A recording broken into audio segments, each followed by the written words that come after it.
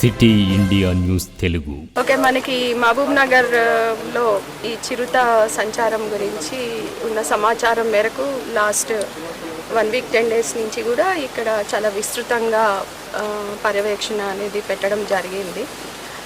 కొన్ని చోట్ల చిరుత కనిపించడంతో కొంత ప్రజలు కూడా భయపడడం అనేది ఉంది.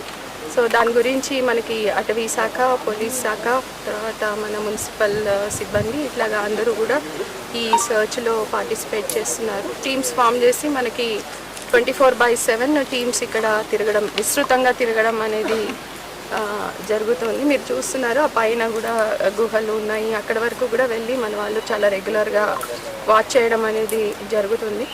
అయితే గత 3-4 రోజుల నుంచి మనకి కనిపించలేదు, ఇక్కడ బయటకు వచ్చిన దాఖలాలు అయితే లేవు.